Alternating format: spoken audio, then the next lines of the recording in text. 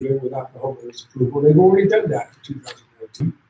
They can pass a special assessment for up to 5% of your regular budget, which is a fairly small amount of money, or they can have you as homeowners vote for a special assessment or for a loan or to do nothing. In order to vote for a one-time special assessment, a majority of at least 51% of your homeowners would have to vote for it, and at least a majority of those owners would have to vote yes. So if you had, out of 240 people, 130 or 40 voting, and about 70 or 80 vote yes, that would pass a special assessment whereby each of you would have to pay $21,000 at such date as the board determines toward all of these repairs. If you vote for a bank loan, because your government documents require a 2/3 majority for a bank loan, you would have to have 160 of you vote yes in order to get the bank loan up to pass. So that's a higher percentage, just because that's the way your government documents are. The third thing you can do is to vote for 9-1. If you vote for 9-1, the board will not have the money to do any of these repairs, and the buildings will continue to deteriorate. If the buildings continue to deteriorate, what will happen is that in probably a fairly short period of time, there will be such severe water intrusion into the buildings that some of the units may become uninhabitable. Or the cost of repairs, because of the damage caused by water intrusion, will be such that the $5 million cost may go up to $7 million, or $10 million, or $20 million. The only way you could stop yourselves being liable for not having to pay toward the eventual cost of repairs, whether it's an emergency assessment or not, is to sell your unit and move on. But you cannot ignore this issue. You are faced with dealing with it one way or the other. And even if you sought to sell your unit, you would have to disclose, now that we've disclosed it to you, to your purchaser, that there are $21,000 in repairs that purchaser is going to be responsible to pay for. So it's not as if you can keep this a secret from either the purchaser or your friends or your other homeowners. This is now out there for homeowners to understand. If you wanted to sell your home tomorrow, list it tomorrow and say, I'm not going to pay this money, I'm out of here at Sunrise Point. You don't walk away scot-free because you still have the obligation to tell your purchaser under penalty of law that he or she will have this liability. And so what typically would happen is that purchaser would say, you know that money I was going to pay for your unit? Well, I'll pay that, but that's $21,000. So just one way or the other, it's coming out of your pockets. The question is, how do we get to the point where there's sufficient money to do the repairs? Now, we can do the repairs in increments. The most urgent issues are the roofs and the plumbing. So it's possible that you could do those two first, which would be most important because if you do those, that would potentially limit further damage caused by water intrusion from water leaks, from plumbing and roof. The difficulty is those two repairs on their own would cost $1.5 million, roughly. And if you only pay for that, and you don't pay for the balance of it, by the time it comes around to doing the siding repairs and the painting, our experts have indicated to us that those costs will increase from $3.5 million probably to $5 or $6 million. So instead of paying $5 million in 2019 and 2020, you'll wind up paying $7 or $8 million in 2022 or 2023. So you pay your money and you take your choice. Obviously, the law would be memberships, but most of us consider that would be a false economy. You'd be just kicking the can down the road, a bit like the federal government does, where you keep increasing the debt, hoping that somebody will come along, like a white knight, and pay for it eventually. Perhaps our children after we die. Well, that's maybe something that the government is willing to do, but it probably isn't a sensible idea for most of us who run a budget and understand that we are faced with these issues. So I wanted to outline that to everyone, just in case you didn't fully understand why we're here today or what the ramifications were, or what your choices are. and you have, you're not absolutely desperate, but your situation is very serious. And it is not something that you can necessarily, that you can or should ignore. If you do ignore it, it gets a lot more serious down the road. There are really no good choices. What the board are asking you today to do is to make the least bad choice out of a couple of bad choices that you've got. And unfortunately, we don't have any magic bullets to solve the problem. This $5 million, or roughly about that sum, has to come from somewhere, and the only people it can come from are the 240 homeowners who make up Sunrise Point. Then the question is, how do we do it? And that's really what these questions that people have put in are directed to say. And as I say, there's no obligation.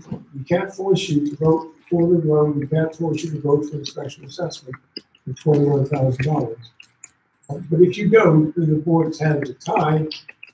If there are continuing leaks, individual homeowners will have the right to sue the association for those damages. Each individual leak of every one unit might cost $50 or $100 or $150,000.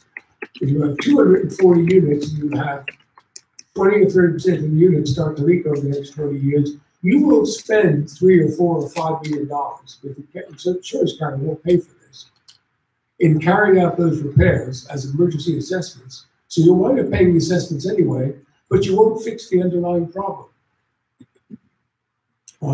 Which means that you will wind up paying twice, because you're going to have to pay for the damage to the interior of people's homes, and then you're still going to have to fix the roofs and the siding and the plumbing and the painting regardless.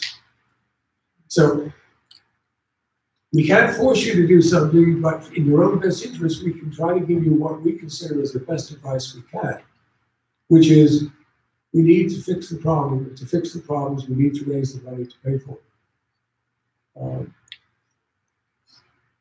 Okay? And on that basis, that may help some of you in understanding what some of the more detailed questions are about. So the one issue that we were going to talk about, we've covered it? Okay.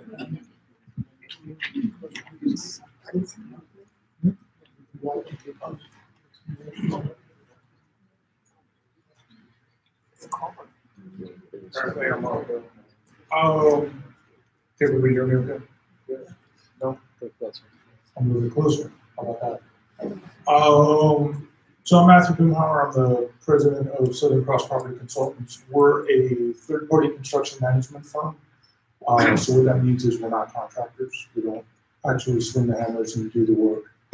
Our team's made up of project managers, most of whom have a background working for general contractors or working as on-site facilities people for different companies, and architects or civil engineers. That's kind of who we have on our team. So we were asked by Pilot to come in and do an evaluation of the property and just basically say, look, we know we have certain issues. The roofs are leaking. We keep having those problems with. Well, we know we have problems with the sewer systems in the garage. Can you kind of walk around and give us an idea if there are other things you guys see that you feel are a concern? And just for the record, we're working with you guys right now gratis. We've done a bunch of work with Pilot over the years, and my firm has a very good relationship with Tony and Jonathan and the team at Pilot. And so when they asked us to do this, we were like, sure, no problem. We can spend some time kind of putting this together. So we came out, we did a walk around on the property, evaluated some things. The project manager that I had come out and look at the garages is actually a master plumber who was about a trade starting in plumbing, actually had a general contractor in plumbing company for 20 or so years.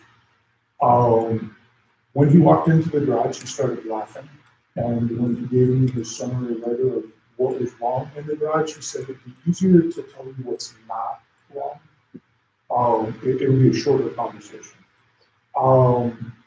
Similarly, the roofs are at a point where they're actually beyond their life expectancy, which is great for you guys. You've gotten more out of them than we would have anticipated, but that's why we're seeing the failure rates that we're seeing. And with regard to the siding, and actually really it's siding and stucco both. Siding is in bad shape. I mean, you guys can walk around and look at the outsides of the building. There's plenty of places where the siding, you can see it's starting to come off the building. There's the stuccos failed in a lot of places. If you go up and actually were to rub on the stucco, it's starting to come off in your hands. That's a sign that it's beginning to deteriorate. A lot of cracking in it. There are a number of places where you can feel that the stucco is actually coming loose from the building because the wire mesh that they nailed to the building to actually put the stucco onto is failing, probably rusting, because of the moisture that's getting through. And what that tells us, based on our experience, and as a company, we've been doing this for 16 going on 17 years. About 85% of our projects are multifamily housing, mostly condominiums, a few apartment complexes. So we do a lot of this kind of reconstruction project involved in our office. We know, as Craig said, that there's moisture getting through the siding and the stucco. The building paper behind it, that's that black paper that gets up on the building that if water gets through the wall, can get onto that and then roll down to the bottom.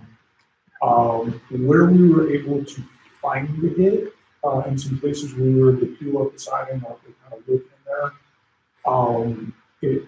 If you start to touch it, it just disintegrates to dust. It's that brittle, and really, we only found paper in a few places. Most of the places, it's already pretty much gone. So as moisture is getting into your walls, it's just running down the inside. It's rotting the wood. There's some significant issues. The other piece, just to kind of build on something that Craig said, you guys have ever filled up a sink with water and then you're just going to pull the drain, and as it starts to drain, it starts to get that little wood window. So if there was a bubble at the top, it starts out going in big circles very slowly, but as it starts to go down the vortex, it goes smaller and smaller circles faster and faster. Or if you want to look at it in a chart, kind of things go like this as they deteriorate, and they're really hockey. They kind of just jag out pretty significantly. You guys are on the jag, or you're getting near the bottom. And so what's happening is a lot of systems are beginning to fail all of a sudden and all at once. None of it, and the plumbing is close to what the construction is catastrophic failure. I agree with the building aren't being falling down. We didn't see anything where we were just like, oh God, please tell people to stop using these things because they're just not safe. But you don't have a lot of time to be able to begin to do an intervention in such a way that it's manageable. So our concern would be the longer you put this off. If you try to do this as incremental repairs, I mean, that's fine. You do whatever you guys want. We can work with you however. But if all you do are the roofs and the plumbing issues, the other things are going to continue to deteriorate, and that's why what Craig is saying, and that was our recommendation, or our opinion. The costs are just going to continue to increase. The other thing we're seeing, I know, and I'm going to jump on one of Jonathan's questions now. I know there's been some questions about, well, gosh, we had some siding work done 3 years ago or so. That was it at this price. How come these prices are so much higher? One of the things that we saw coming out of the Great Recession is that construction material pricing and labor pricing was staying pretty flat for a while, but in the last 3 years, it's gone up 60%. If any of you watch the news or hear anything about this, it's causing a lot of the school districts projects to go up in cost where the estimates are coming in, the bids are coming in much higher.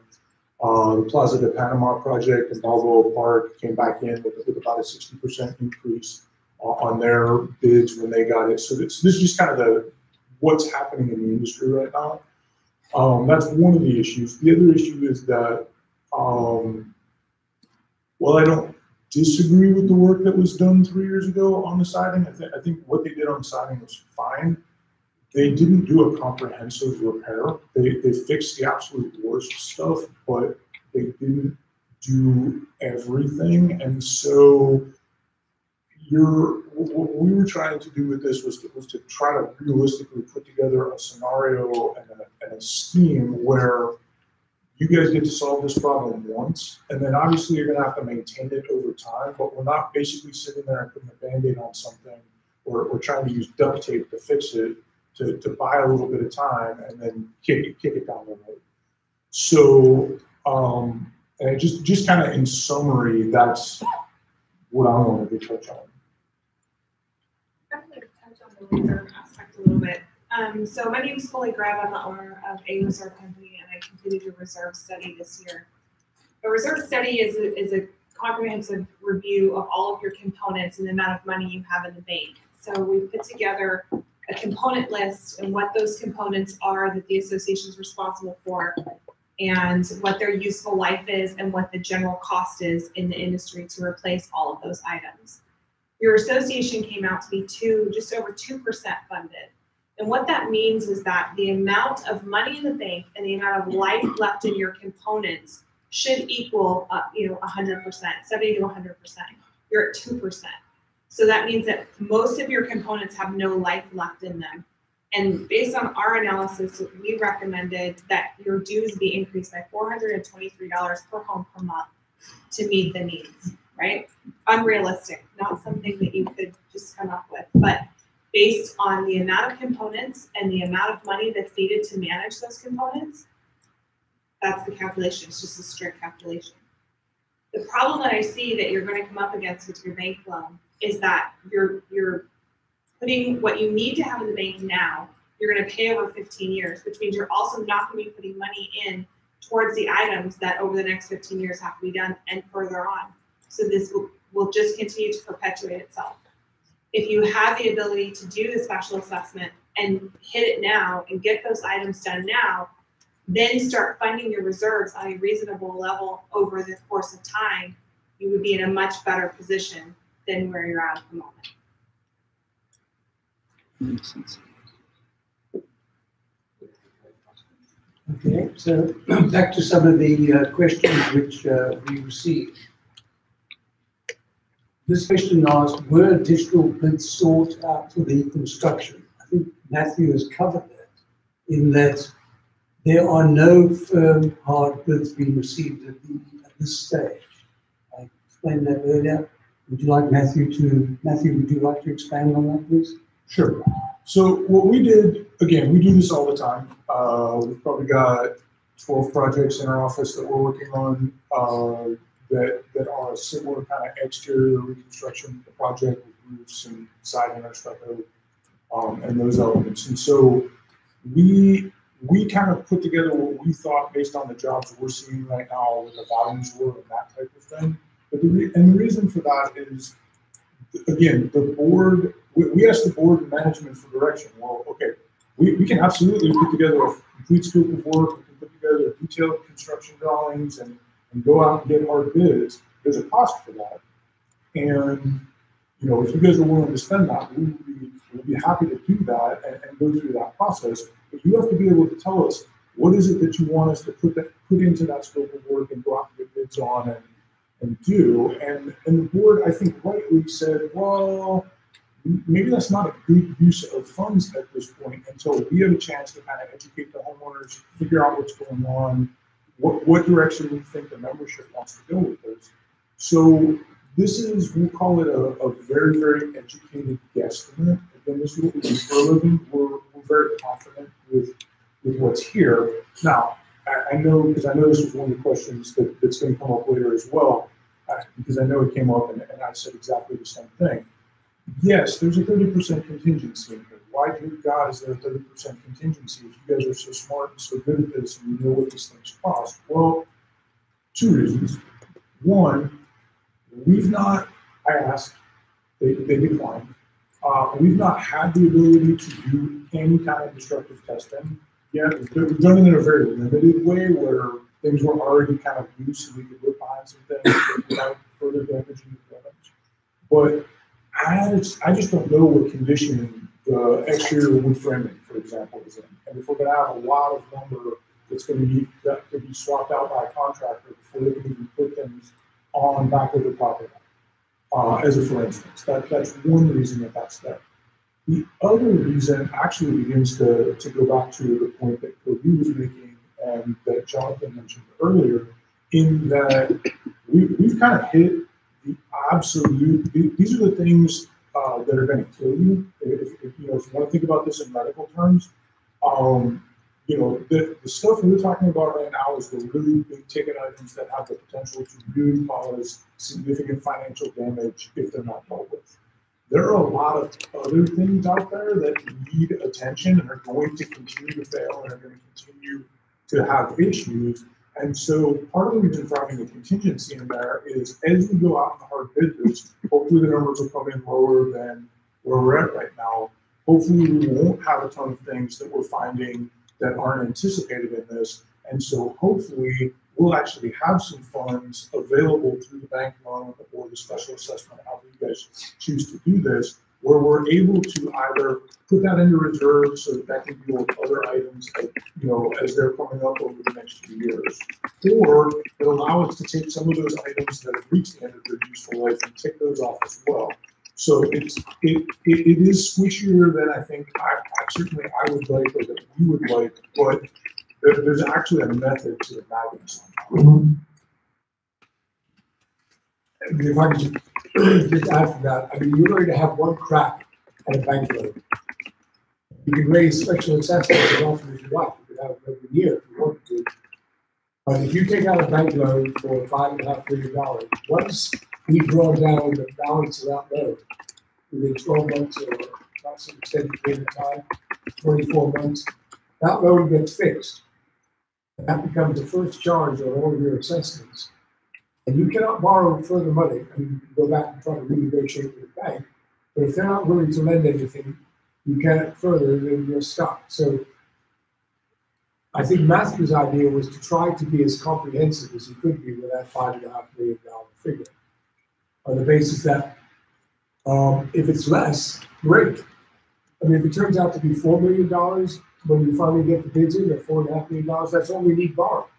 You don't have to go for the full $5.5, and obviously it costs less every month because the bank would only fix the amount after we completed the borrowing and done the work.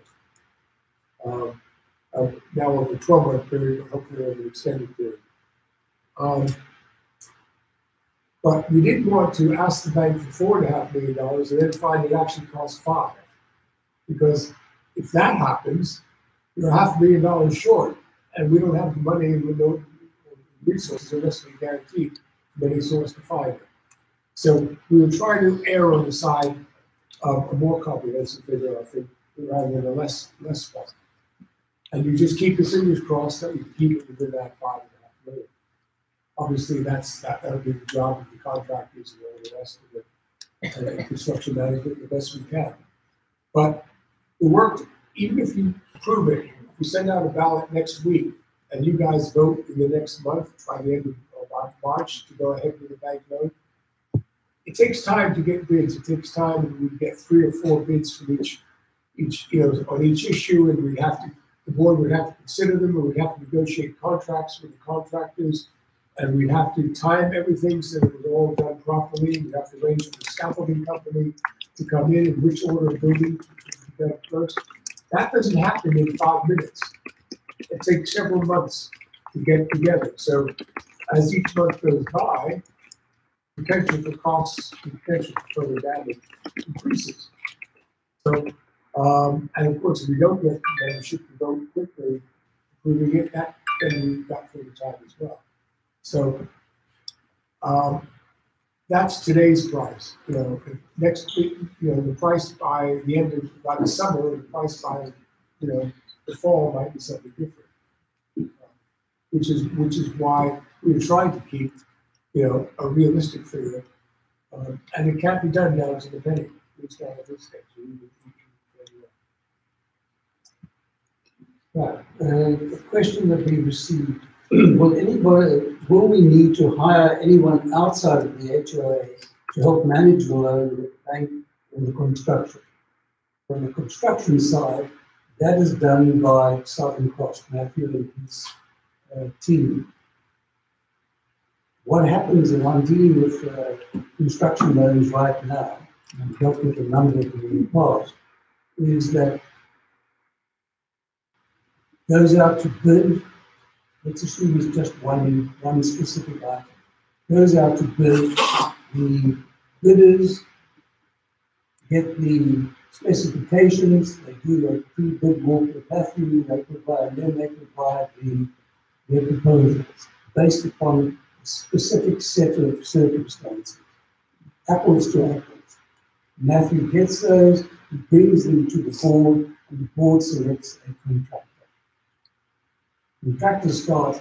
That work is monitored constantly by Southern Cross.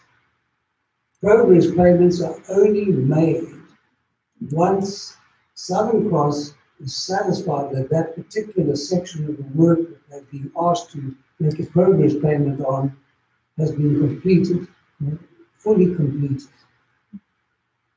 Then it comes to us, and that documentation, etc., gets sent to the bank, who then provides the funds. That's very simply how it works. So I don't believe you need any further involvement of anybody else in this particular process. If the board wishes to have somebody else involved, that's their prerogative, but it's not normally the case. On to some other questions. Can we, I think this has been answered, can we request estimates of bids from other contractors? Yes, every aspect, roofing, plumbing, siding, painting, etc. There will be multiple bids brought to the board. Would this decrease the building construction costs? I can't answer that question. That's up to the insurer. The insurer is aware of the problems. They have visited all the buildings. They did a survey of all of them. They asked for certain specific things to be done, which were taken care of. Your premium did go up for 2019 because of the losses that were involved. Where do HOA fees go to monthly, and what is savings? Well, I have a budget here. Each month of this is theoretical, it's a budget. Of the $369.60 that you pay each month, $61.60 goes into the reserve account. And that answers that question.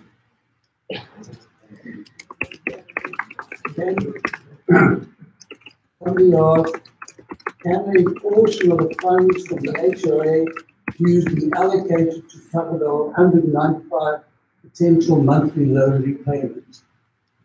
Unfortunately not. Can the work reviving other amenities in the project cost reviving the swimming pool be done? I don't think so.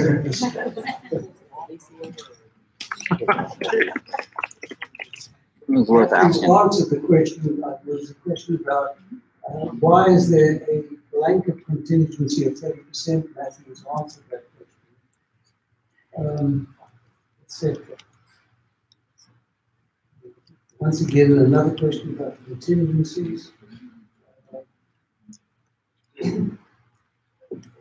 etc. And I think I can go through all of these questions, but it will take up a tremendous amount of time.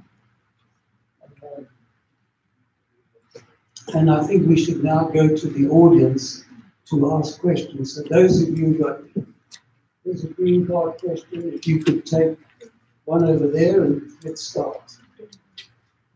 And we'll go around in sequence, okay? All right, yes. Is this thing? Oh. Yes. Hi, my name is Andrea Bishop and I live in 985 Dandridge Lane. I'm a 3-year resident of Sunrise Point.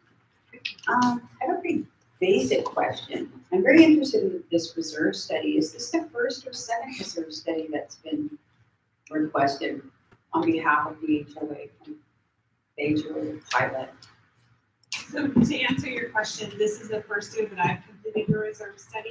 We've had a reserve study prior to that. Reserve studies are required to be done once a year, an update with an on-site inspection every 3 years. I'm sorry for being so forgetful. I was at the HOA meeting, and are you the same individual who presented a reserve study at the HOA meeting? One question. It was very helpful to me. I appreciate how you explained what the research study was, and how it came about and how the figures, you provided the figures. It was fascinating to me that I was told that the board had rejected the reserve study and I wasn't granted a copy when I requested it from you, Jonathan. Did the board change its mind on that? Was it somehow deemed acceptable, or? The reserve study, Thank you very much. the board didn't reject the reserve study. In fact, I think it's been circulated to members.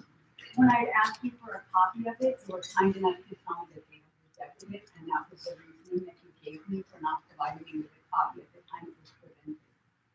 I think you might have misunderstood. I never said it. No. I can't remember. How about this? I didn't understand, and thank you for answering. Okay. So sometimes when it comes to reserve studies, boards look at the numbers and like the $400 number that I threw out there that's so shocking to everybody, a board would look at that and say, there's no way, how do we do that? Absolutely. So they may have rejected the funding plan. From a funding perspective, I can understand that $400 a month seems bonkers. Absolutely. However, from looking at just all the numbers and all the components, that's what it came up to be. I appreciate you kind of explaining that to me in a way that wasn't what I was asking him. I appreciate that. My team is not correct. Okay, next. Hi, I'm Chris Bauer. I live in 5985 also. My question is regarding the difference between doing a special assessment and the loan. I understand the loan payback would be almost $200 a month for us. The special assessment amount of $21,000, what is that based on? Because I understand the loan payback is obviously based on the loan. Well, the special assessment amount is based upon $5.5 million divided by 240. Comes to just over $21,000. Okay, but there's a 30% cushion. So when we start, yes. So when we start getting bids, is there a chance that that number is going to be less than 21,000 if we get a special assessment versus this loan that is 500, 5 million, whatever? Yeah, I mean, effectively, if the cost of the loan would be higher than $5.5 million, I mean, that doesn't seem the interest of the 195. I get that. There's always a chance the prices will be different. I mean, we're only doing the best we can to estimate what's needed. And the association has a responsibility to try to assess the homeowners for the amount that's needed and not more, and we collect that money in and see how it goes. If by some, I won't say miracle, but by some good luck, after 2 years, if the association assesses everyone $21,000 and you don't pay that, it goes into a bank account protected by the federal government, and it's carefully kept in that bank account until it's spent in accordance with its proper usage. If at the end of 2 years all the work is done and it costs, say, for argument's sake, $4.5 million, there would be 1/5 of that $21,000, about $4,000, which has not been spent. And if that were the case, and that money were used, then the association, in most cases, would then send a check back to the homeowners for the $4,000 that hadn't been spent. I think unless the homeowners voted to say, don't do that, just stick it, we've already paid you the money, we don't need to practice paying for your bills. the future. Yeah.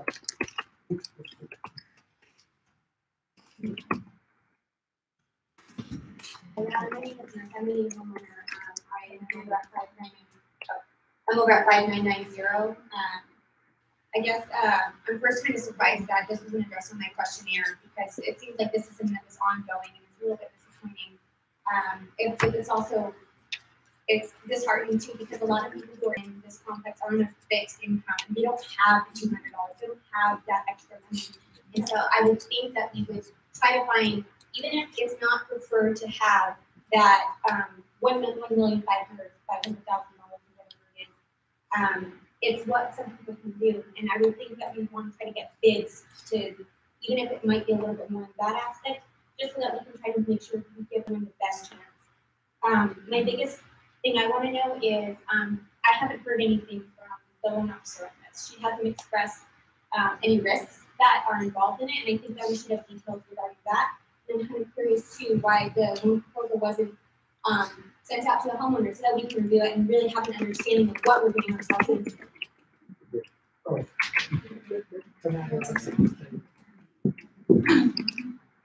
Okay, Pilot, they just sent us a request for proposal. So it's not a loan. So we only basically based on what is in your accounts receivable, and we looked at the financials that were provided by Pilot, and so they asked about 5.5 million, and so we went ahead and approved it. So right now there's no loan, so it's just a term. The amount, if the association doesn't need 5.5, they come to us and they need 4, then we'll go ahead and do a new term sheet, and then the term sheet will be provided to the board members.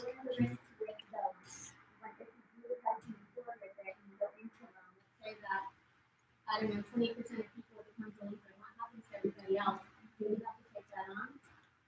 Do we go into default? That is something that maybe Jonathan has to answer because I don't know the CCNRs.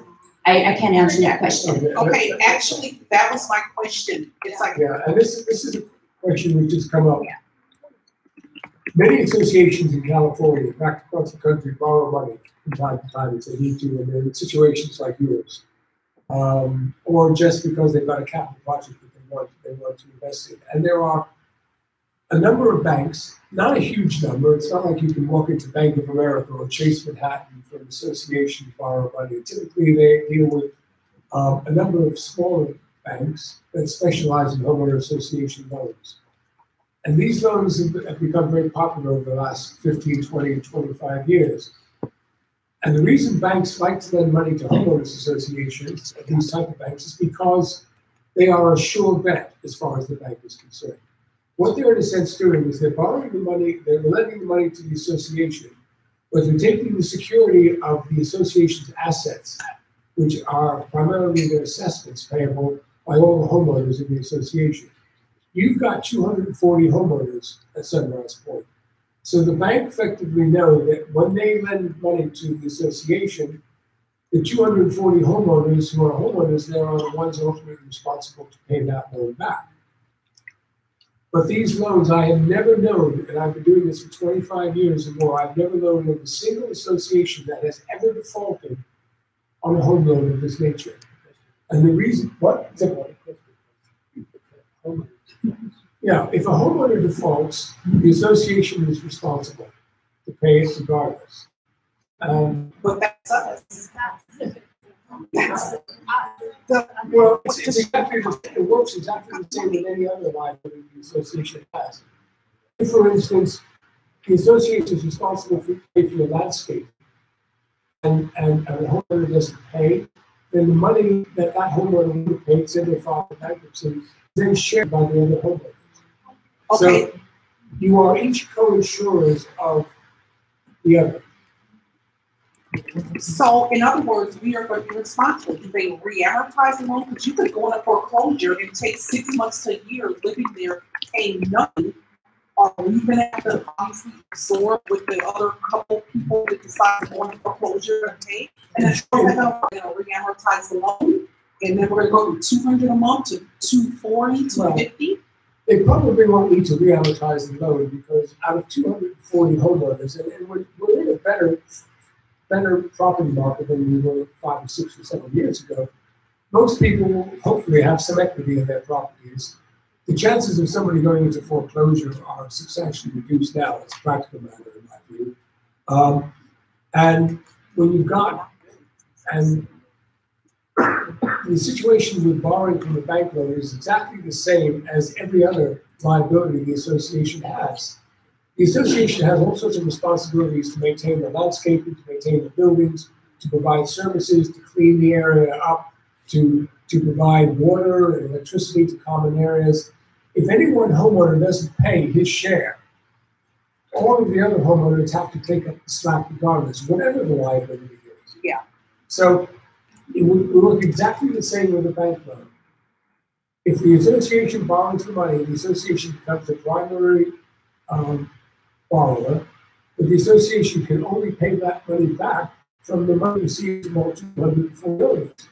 So if one homeowner is delinquent, doesn't pay and then files bankruptcy, and their assessments become written off because say they owe $500 or $1,000, what happens is the budget for that year is short of $1,000, so all 239 other owners have to come up with money to make up that $1,000 shortfall.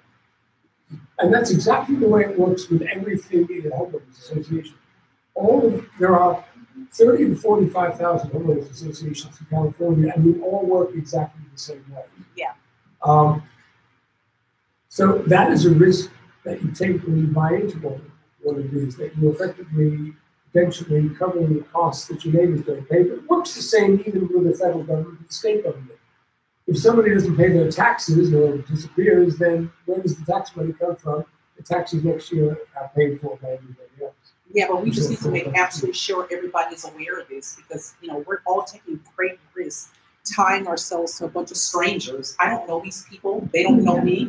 They don't know if I pay my bills. I don't know if they pay their bills. So, and you know, that's a fundamental issue with associations, but it also has great deal of benefits. It's another question. Could you speak close to the mic so that the webcam can pick it up, please? Can't hear you. And you, please. Hello, I'm at 3980. I wanted to know the individual cost for each project. You're asking for $5.5 million to do separate projects on roofing, plumbing, siding, you know, and I want to know what's the actual cost for just doing the roofing. What's the actual cost for doing just the plumbing? What's the actual cost for doing just the siding? What's the actual cost for doing the painting or the estimate? You know, instead of just the blank number. Oh, also, it's contained in the letter. Also, I would like to know if you're supposed to have our best interests, and what are you doing to save us money instead of and ask the membership if they have any experience doing any of the things that need to be done that could also save us money in this dire situation. Matthew, would you care to answer that question?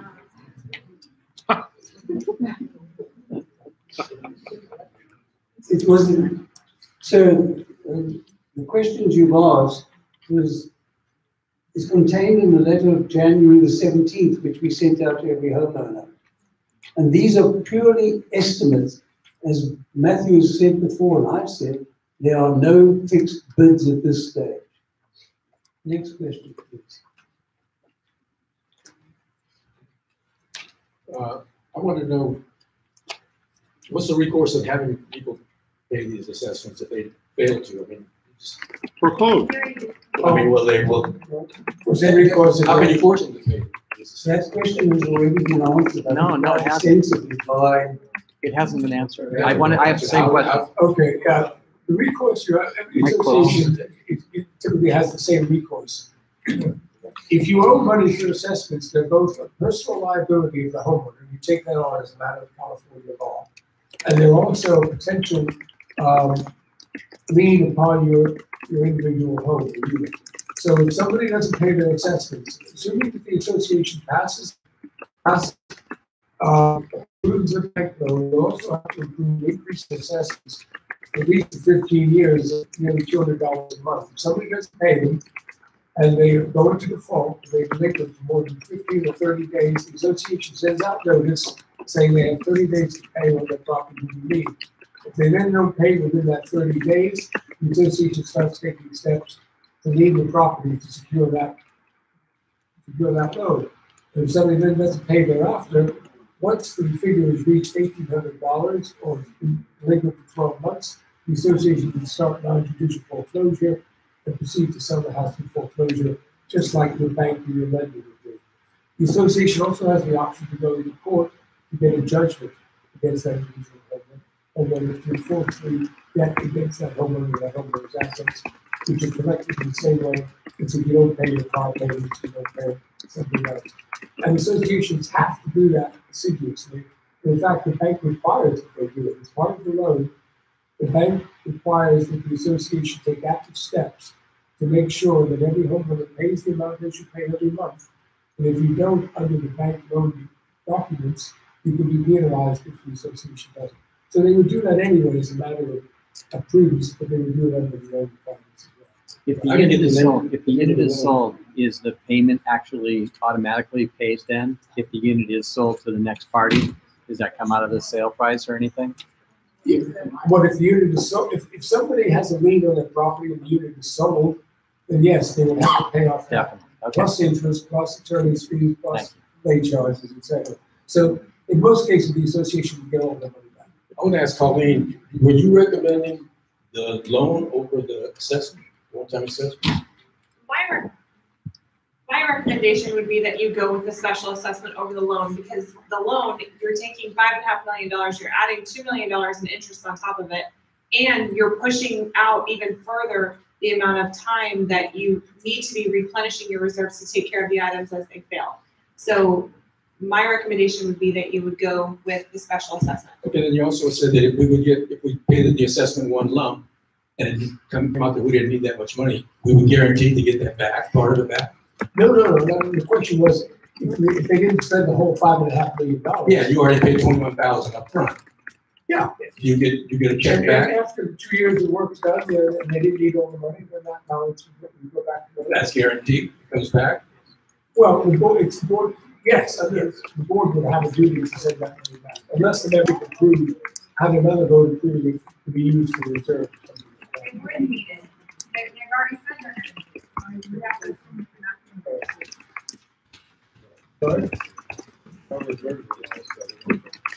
Okay, so I understand that, the vote is probably going to be an either or for these two situations, because it's unrealistic that we're not going to do it. For those folks who don't want to incur, if you go with the loan, we're going to be sharing the burden of interest payments as well. For those, if we decide to do the assessment, what would be the payback period that we would be able to actually just pay without interest on the loan side? What's the time period? And again, I know you can't, there's a speculation aspect to this, but what would be your estimation of how long would we do that? That's a board call, but most boards on special assessments will not go beyond 2 years. So effectively, if they pass a special assessment by the summer of 2019, you take it up to 2 times in 20 years. And you have to pay it by installments, and that would pay it off. So that would be $21,000 divided by 24 months, about $890, $900 a month. So it'd be spread out over 24 months. Interest-free. Well, or there would be an incentive given to those people to pay upfront by charging more. I have a question and a statement. And my statement is, I just purchased. I just moved here. I got my loan because someone sent an explanation. They weren't going to give me the loan because of the 2% evaluation. Then suddenly Pilot sends them a different thing saying, oh no, we actually have more. And then the loan pass through. So that's my first situation. With that in my head, I'm listening to all this going, how am I ensured that you're going to spend that $5 million really and honestly? The bank.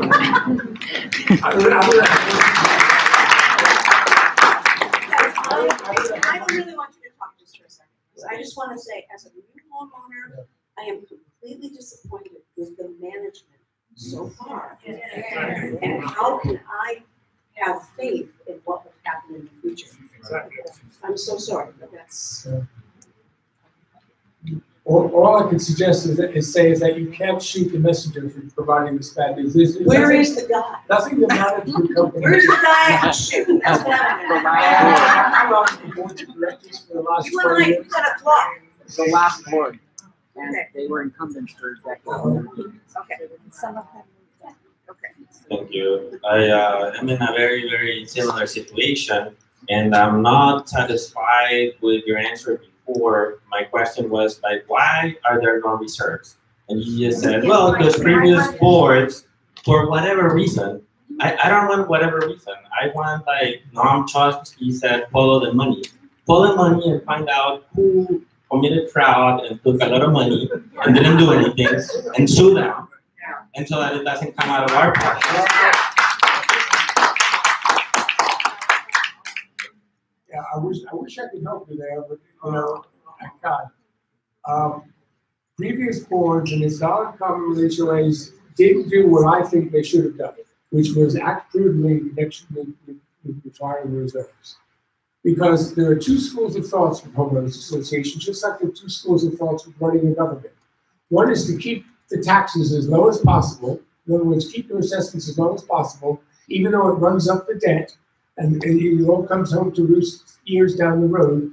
And the other is to keep the taxes higher, or keep your assessments higher, so that you don't have unwanted surprises like this coming down the road. You've got the same problem with the state and federal government that you have with homeowners associations. There's some boards that think that it's in the membership's best interest to pay lower assessments and then kick the can down the road and not save enough when these issues come up. There are other more prudent and sensible boards who are elected, and they're all volunteers who say, the heck with that, it makes more sense to have your assessments be higher sooner and make sure we have the savings we need so we have the cash in the bank to spend when these problems come up and people then don't have to put their hands in their pockets to pay for things that they never expected. You unfortunately had a series of boards that didn't want to raise your assessment sufficiently, and this is not your assessments, but previous owners' assessments as well, to put the money in the bank to cover these issues when they knew they were coming. And shame on them. But it's not something this board would fix. Where did that money go? The money, And what was it? the money was never there in the first place. You never raised The these money was up? never raised to save, to put toward these issues. Next question. Yeah. 280 a month in San I agree Diego. the plumbing needs to be fixed. I've reported at least 2 floods in the garage myself. I've had 11 water incidents in my condo. I've only lived here for 3 years. At the HOA meeting on April 30th, 2018, I requested that the board investigate anti-backflow or backwater check valves. I was told it's already being investigated. Will these plumbing improvements include equipment that will prevent backflows and flooding? Yes. Definitely. I cannot support anything that will not prevent these types of floods that I get in my place all the time. And literally none of these have been my fault. They've all been faults of other homeowners. Okay, so now I have to give you a qualifying statement. Please, thank you.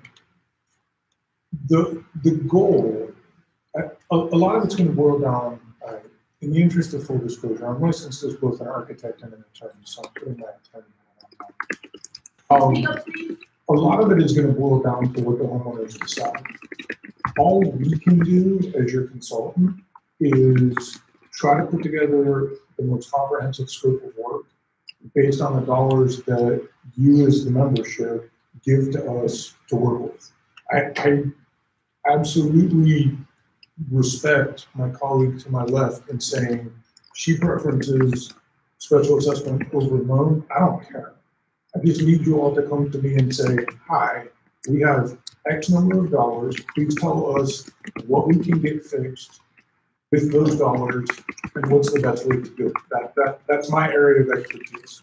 So my goal, my company's goal, would of course be to try to fix every problem perfectly. However, if y'all come back to me and say, okay, we know that we have Neiman Marcus dreams, but we're handing you a Walmart budget, we're gonna do the best we can shopping at Walmart. So yes, we're going to try to fix every problem. Plumbing problem is actually pretty straightforward, so it's pretty easy for me to say yes, that's gonna be, there's only really one way to fix that legally, and make the system work. But some of these other things, we're just gonna have to see what the membership is willing to do so we can figure out what is even possible. I would like to say that we have a choice. We can vote no on this. This is way too much money. We're just middle class working people. We cannot afford $5.5 million plus $2 million on top of that for interest. It's just impossible. So I would like to always go back to 3.5 years ago. We did the one building at the top of the hill. It cost us $250,000 at that time. Now, let's say at today's prices, we add another $500,000 to each building, right? What that comes to is about $1.5 million or $2 million max. Now, you were talking about construction costs. I am sure if we go to multiple bids, many people will step up and give us a good deal because there's 6 buildings to fix. So number one, I think it's way too much money. I would suggest that we start from scratch. We all agree we need fixing. We do. We need fixing. But let's do it in a way that does not hurt us, but that helps every homeowner stay financially solvent and we get the problem fixed. And I just want to make a comment that I'm confused about. How many lenders did we go to? How many bids are we going to go to spend all this money? And lastly, I'm really concerned that none of the owners got the terms and conditions of the loan. Any loan you take, you have to read the fine print. There is no loan right now. The proposed loan has terms and conditions that you really need to be aware of. Thank you very much.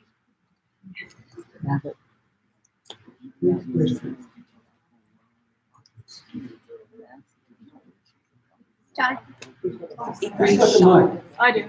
Okay, ask the question now. My name is Ronnie. I own a condo in the 3955 Faircross.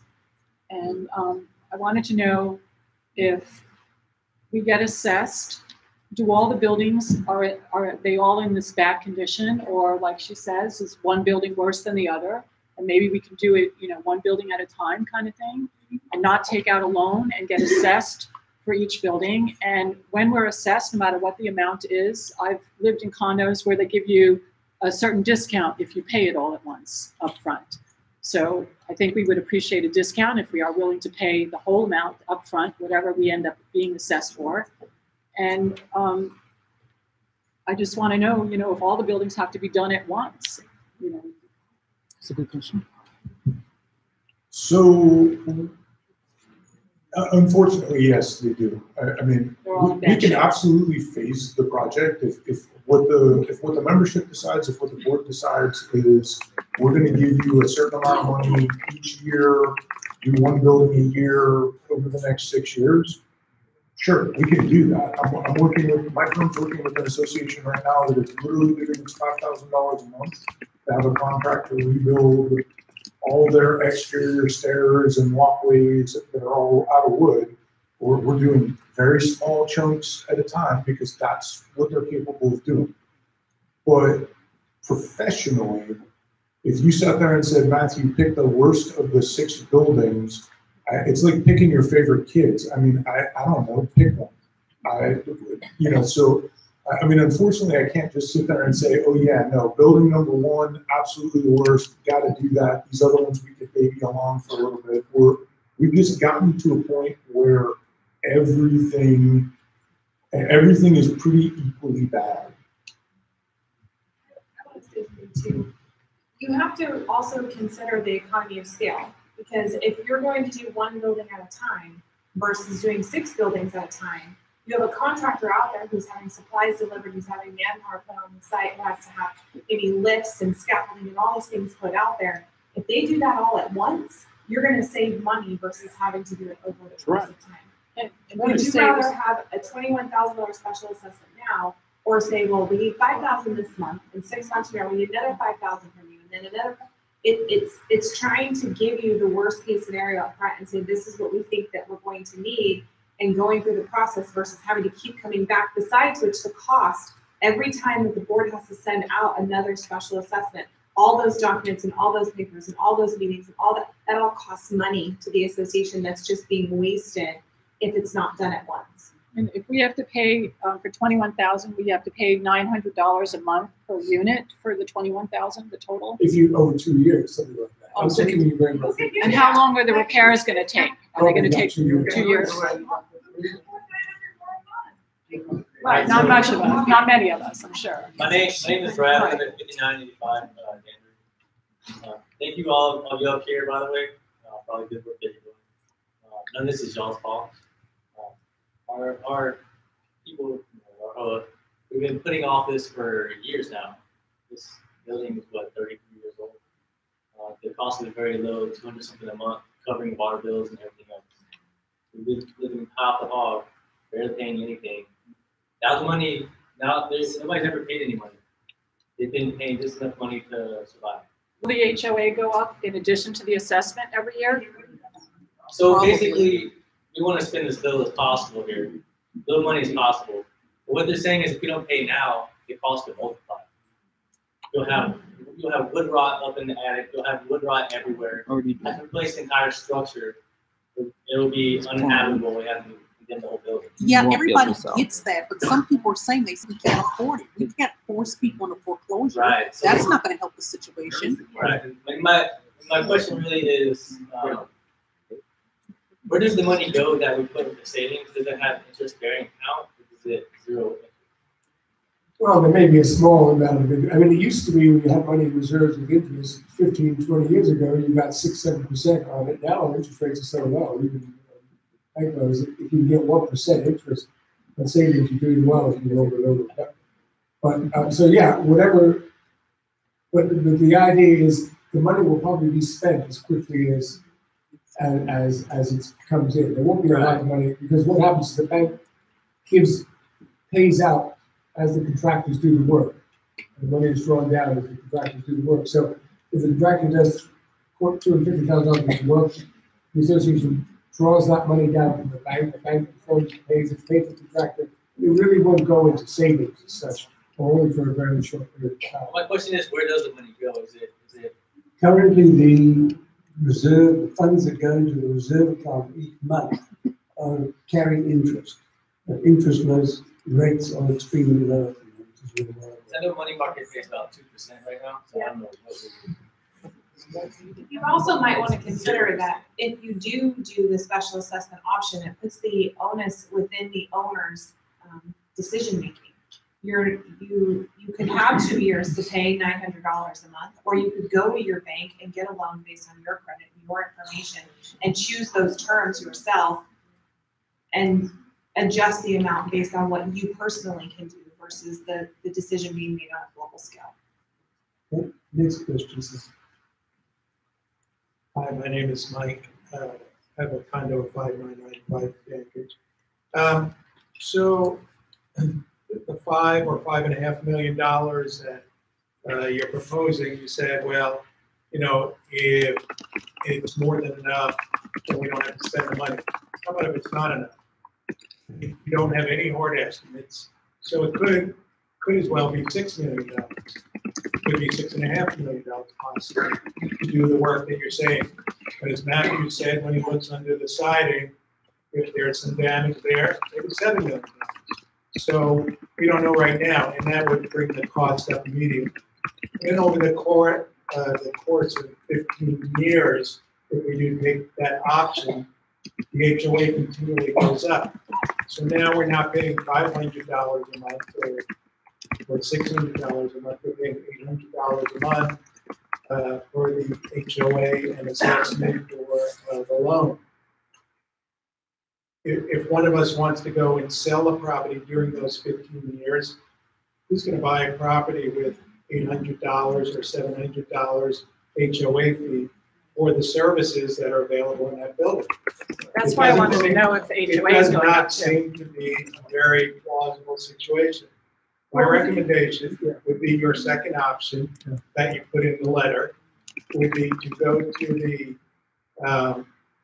do the roof and do the sewer lines. Let's see where we stand. It's $1.5 million. Let's see where we stand after that. If we can do it in 3 to 5 years, if we do it in 5 years, it's $100 a month. If we do it in 3 years, it's about $140 a month.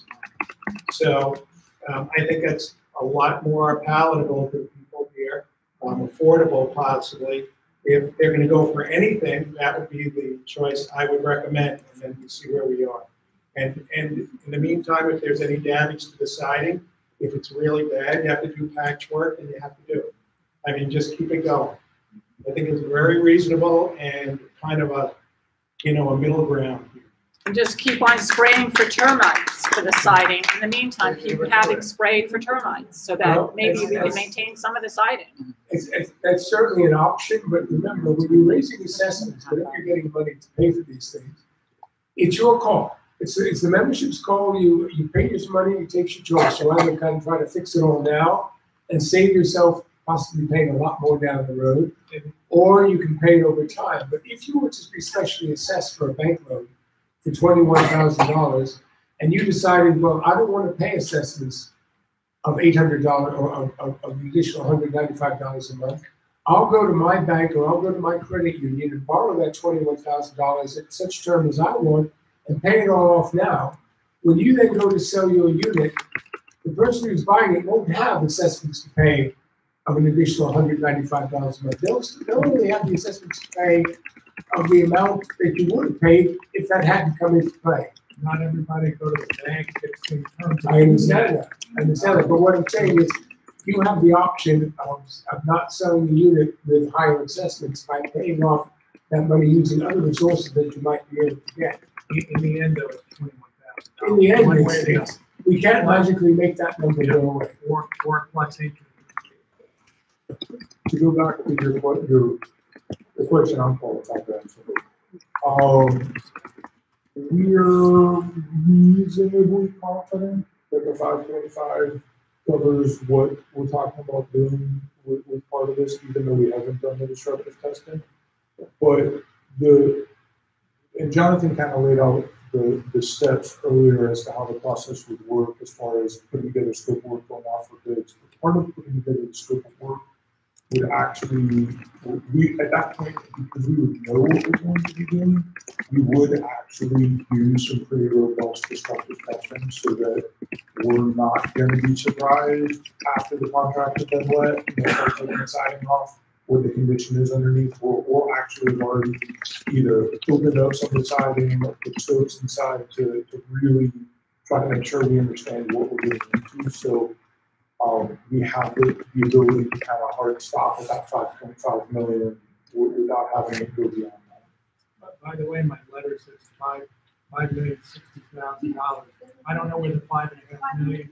Everyone keeps. Yeah, it was 5.1. It was 5.1. The initial idea was 5.5. We've been using that as a kind of a rough thing, but it was 5.1. That is the latest figure, based upon the fact that looking at building 6, that one building that you've already done, it wasn't, the scope of work isn't as extensive as that building. Hello, neighbors. My question is to pilot. Now, if you knew that this was going to occur in regards to a turnover from Mosley, Do you usually take on a project or manage a property without having all the paperwork to turn over from the other property management? Do you usually take on a property that's in a hole such as this? What would be your reason to take on our property? Challenge. To be fair, no management company moving in has any idea or only a significant idea of what they're getting into. So the board at the time tells us what they want to tell us, and I'm not trying to be rude about the old board and what they told us, but they only told us some information. They said that, there's a problem, but they didn't put a dollar figure against them, and they didn't tell us how serious it was. We walked the property, and we had a good idea there were going to be problems. And to be honest, your former president said we were in deep trouble with somebody like you. You were paying a handyman $100,000 a year to do. Well, I believe it was $100,000 a year from the numbers in the books to do repairs, and some of the repairs were probably fine, and some of them perhaps not.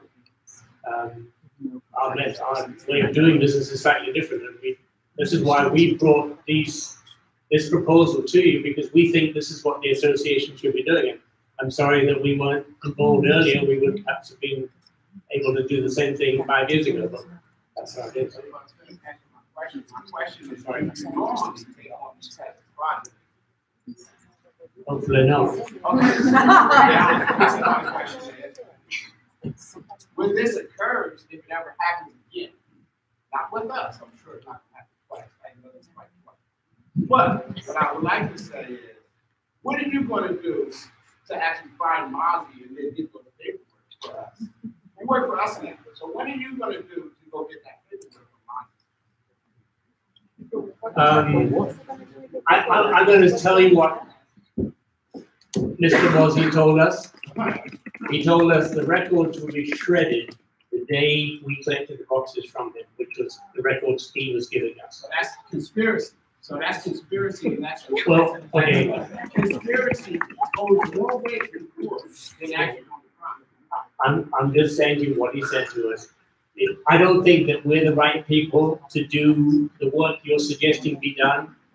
We're property managers, we're not forensic accountants and so on. Maybe we have a little bit of knowledge of different things, but there are specialists out there who can do that, what I call forensic, what are known as forensic accountants. And if the association feels that that's the right thing to do, then they should do it. I don't have a dog in this fight. Well, no, I really did, because evidence is you're working separately for yourself. And I would like to know how much are we paying you monthly to manage something that's managed, not managed? Well, hang on. No, I'm not, you're an attorney. All right. I'm happy to took on a project, right? And now I want to know how much we're spending to keep you to fix our property, because we spend a lot on Mozzie. So are we spending more on you or less than Mozzie? And how much are we spending for this actual loan? $800 for the room. You see my point? We're not in IHOP anymore, huh? Well, I don't think we could have got all these people into IHOP. And IHOP is not very happy with having us there in meetings. We don't order orders. Can I ask you a question? It's on the budget. It's on the budget. It's $3,780 a month. $3,780 $3,780 a month. You pay that. Next question, sir. My name is William Howard. I live in 5990. I'm actually the building captain. Yeah. You're not in. Put it closer to your mouth. My name is William Howard. I live in 5990. I'm actually the building captain in 5990. So I go around looking to see if anything needs to be repaired, lights out, so forth and so on. So if anybody has any questions, you see me walking around, don't hesitate. My question, he sort of answered some of it, but there's no way that you can do an audit of what Monty actually did and try to see if we can recoup some of that money, do like lawsuits or whatever, because if they were negligent or fraudulent, if people were stealing money or because they shredded all the records. I mean, that sounds like some Donald Trump stuff to me. So. Oliver Norton. I was being a little facetious. That was what he said he did, and obviously he gave us a box of records. What I would have to say is, we are not forensic accountants. We are not, our grade level, pay level is not high enough to do the job you want done. You need a specialist. We certainly know a couple. I know a couple of specialists, but that's a board decision as to whether to chase the money that's gone. And I'm not an expert as to whether that's a good idea. Yeah, so you don't think that would be a good idea as far as possibly trying going to that avenue? Usually it isn't, because the cost of doing the work ends up being very costly, and you don't necessarily get the results you think you're going to get. I mean, for instance, the handyman that was involved, his name I forget, but he was paid about $100,000 in the course of 2017. Randy. Thank you. Randy Jones. Randy Jones. And he sold his place. The second the new board took over. He had. Second. He had a good run. His expenses were approved, so there's nothing The old board approved. illegal about what he did. Did he do the work very well? I don't know. Do you want to go chase Randy because he didn't fix something properly? That's expensive, and you're going to involve lawyers who are going to have an upfront fee and lots of evidence. How much would be now for if we don't have payment on the property? So if something happens, how much are we paying now? I'm sorry. Would you repeat that? Would you get a microphone and repeat the question? My question is, how much are we paying now? If something breaks, say, before Randy would come and fix it, right? Sort of. Like the same day or next day. Now we don't have anyone on the property if something happens. We had like a rail broke on a side stairs. I almost fell there. And until I sent a message to Pilot and said, you know, I almost fell there. It was for months there. No one fixed it. Okay, until I sent that email. Right. So how much are we paying now? And I was watching the guy can come in and fix those stairs. He was working 3 days coming back and forth. How much we paid him? That's my point.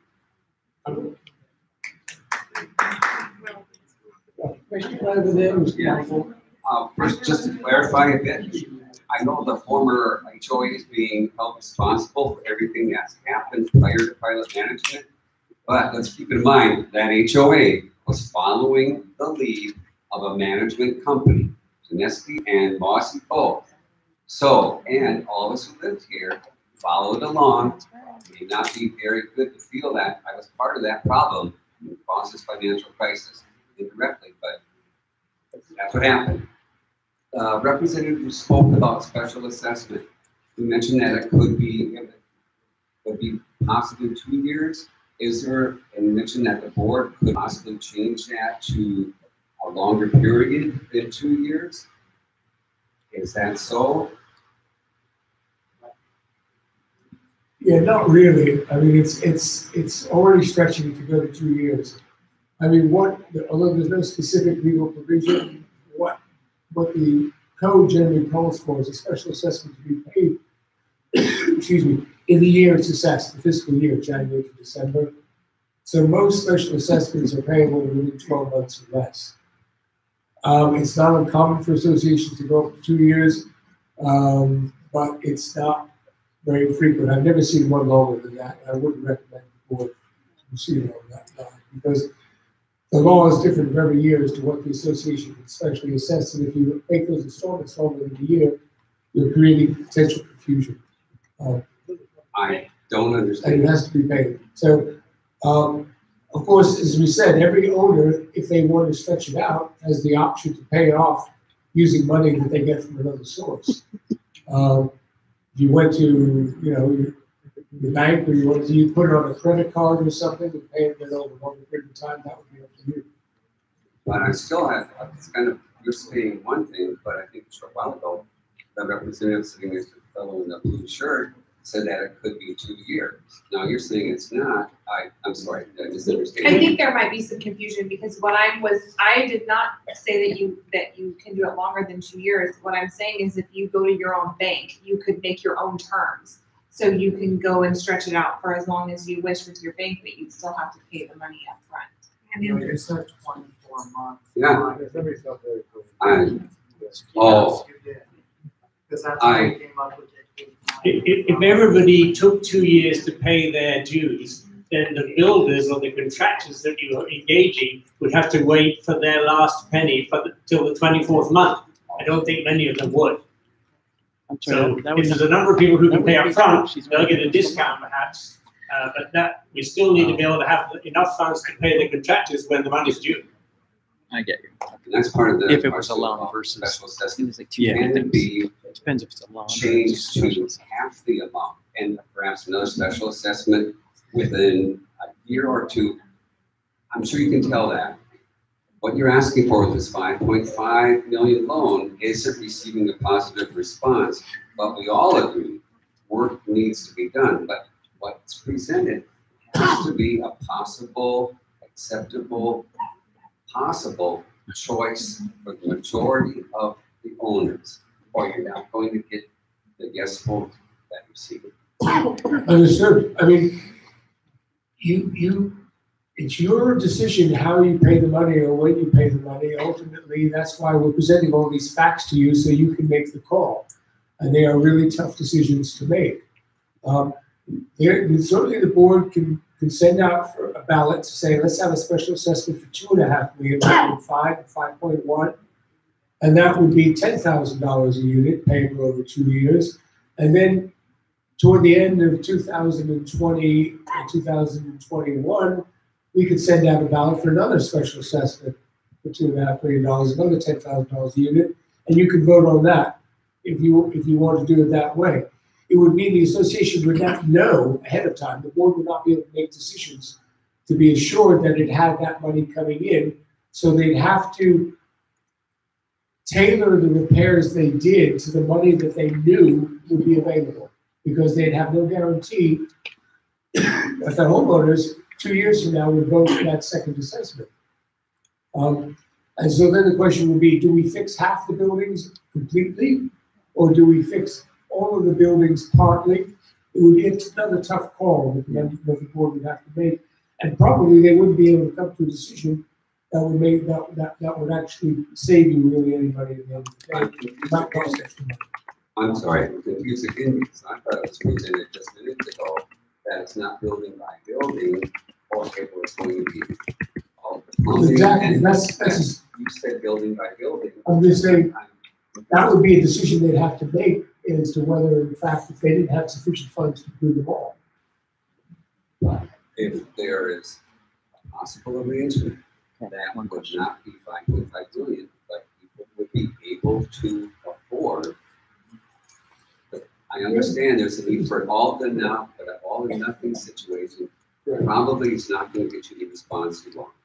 And that's a crisis. I think the answer to your question is, and again, it goes back to something I said earlier, we can structure this based on what the funds are that are available. So if you guys do something less than the 5.1 or $5 million, could we go through and do all the roofs? Yeah. I mean, assuming you've done enough money to cover that, and then all 6 buildings have new roofs, check. Could we do all the plumbing? Sure. I mean, assuming, so we can structure it, again, and I think this goes to what Craig was saying, really y'all are in charge. I mean, it's the pros and cons of living in an HOA is you've got to come up with at least half the membership agreeing to a scheme. So if what you come back to the board, at least half of you come back to the board and say, hey, look, we think the reasonable answer is some amount of money less than $5 million. What can we get for that? We, your consultants, can figure that out. But you guys have to kind of tell us what to do. At this point, the board said, what's it going to take to do these 4 things? $5 million, muscle minutes. But again, with the special assessment situation. Yeah. I appreciate the efforts in trying to clarify what I'm saying. What I have concluded is, looks like there's two situations. We're going to either get a loan, or we're going to go down to special assessment. What's at issue here is the life cycle that we're dealing with. And what I've concluded is that the systems that we're talking about trying to repair have reached the end of their life cycle. Now, if we get involved in a loan, it seems the life of the loan will coincide pretty much with the life cycle of the roof and other tax values. And so we're going to be back into the same situation. So I would like more attention focus on life cycle repairs as part of the decision-making process that's going to determine whether we do the one situation or we do the special assessment. Because I think it's really germane to the ongoing cost of what we're going to be facing with. That's a great question. Matthew, the life cycle of roofs and None of the above. We want to go have a meeting and determine where we want to proceed. I don't like any of the choices that you guys have presented us. I just share the other option that you guys have, that where, you know, the people in the audience have been out there, but we just haven't explored it. You know, and that's what I think is the best option is to reject both of those offers, and then us as a community come together and figure out how we're going to do it and get it right, you know, without paying $5 million and going into debt with, you know, the bank and losing your home. You know, that's what this is about, whether you're going to keep your home or you're going to let them take over our homes and throw you out. Excuse me, sir, can we have the life cycle question answered before? Please, thank you. Okay, so to the life cycle point, yes, as we know, everything has a useful life expectancy.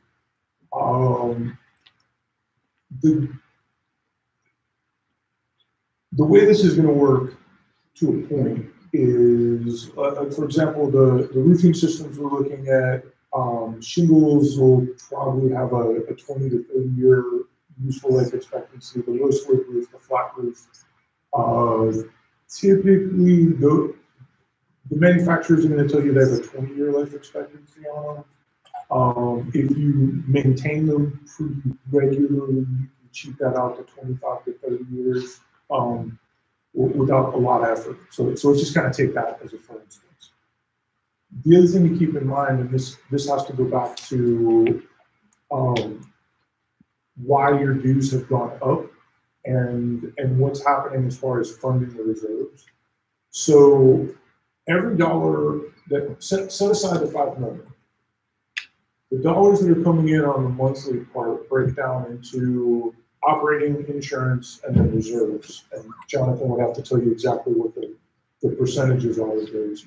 But those reserve dollars are also being set aside so that over time, that number continues to build up and there will be funds in that savings account to be able to continue to do this maintenance and to take care of these things. So yes, if you kind of look at this as okay, we're going to do the $5 million, but then we're not going to do any maintenance at all, you're right. You're going to effectively find yourself in this position 15 to 20 years from now. However, what the board is trying to set up is a situation where we are trying to reset as much as some of these big ticket items to zero, get their life expectancy back up to full value so that they tail off, and there's money in there that's being set aside to cover the cost, to cover the cost of the maintenance or replacement down the road. So it's a two-part process, and I get that that's kind of wonky and technical. So if that didn't answer your question, I'm sorry, but that's the goal. At least is how this is going to work out. It's that second gentleman's question.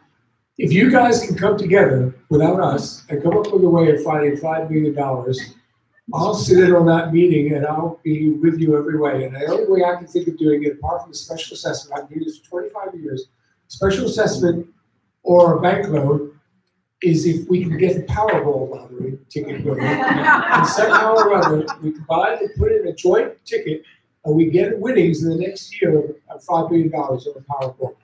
But that's the only practical way I think of actually raising that money. Well, I think I've got, can I answer my question now?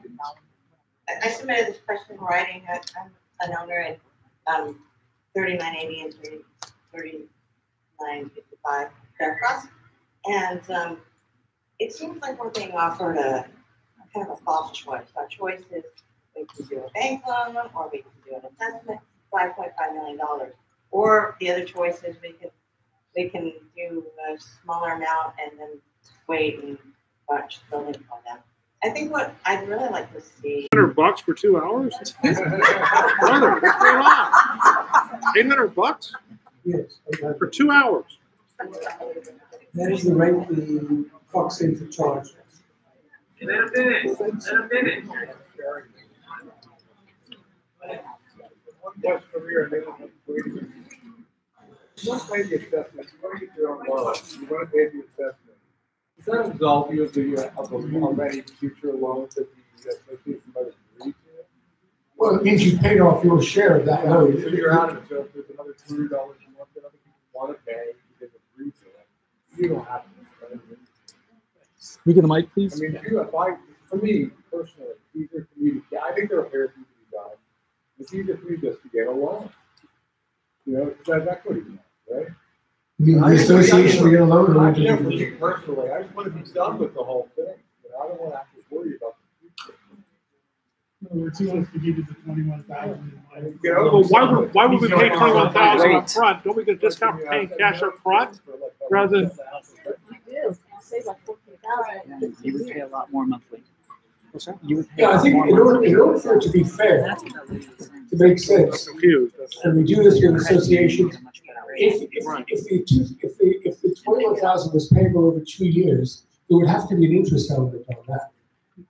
Because obviously the association would want to incentivize those owners who wanted to go out and borrow money elsewhere to pay for it up front, if they can, using money either their own resources or borrowing from somewhere else.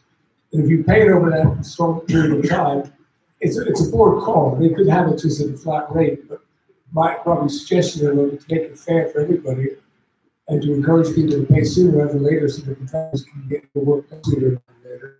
We can have an interest element to those monthly loans. Matthew, are there any inspection reports? Any written inspection reports? Not at this time, no. Okay, and then we say the plumbing in the garage is just the horizontal pipes or also the vertical pipes? So there's issues with so when the building was designed, the vertical stacks are basically as small as they possibly could have been designed for the number of fixtures coming into them. Yes. We think that if we can fix the garage level laterals and then the laterals going out and tying into the city lines and get those to properly flow and do what they're supposed to do and frankly correct some of the repairs that your handyman made. We think that that's going to go a long way towards solving the vertical issues. It's probably not going to eliminate 100% of them, but it should take something like 85 to 90% of those issues off the table and make it a lot easier to deal with. Because if we have to go chasing stacks, we could spend $1 million just doing that. And also, a good idea to use a Mexican contractor from Mexico. Because I see it all the time. This huge building down in Mission Valley is being painted, and the workers are all from Mexico. And the general contractor up here brings them up here. I see it all the time.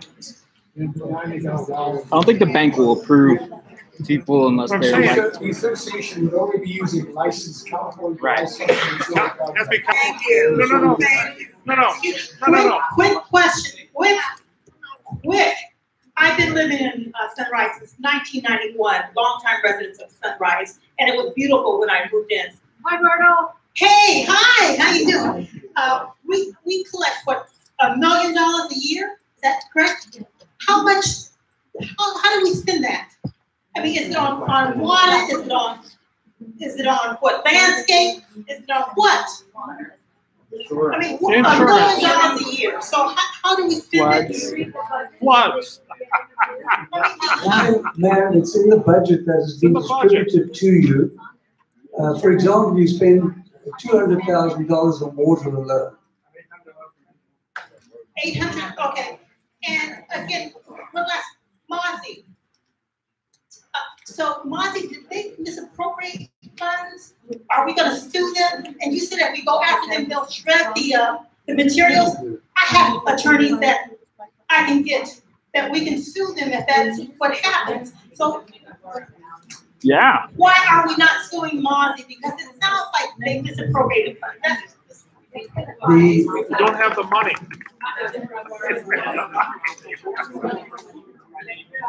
We're broke.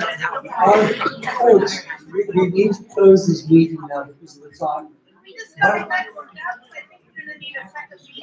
I'm coming to that point. Would you like us to organize a second meeting? Yes. I have a list of construction questions, and I think we all Okay. realize if we do not spend this money now, we're all gonna lose equity in our property. Yes. Yes. So we need to remember that. Hang on. Yes, But thank you. Can you give me a show of hands for a second meeting? Okay, we will I live here organize a too, I'm second not just on the meeting board. as soon as we possibly can.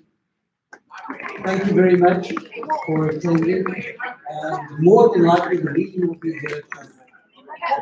Thank you.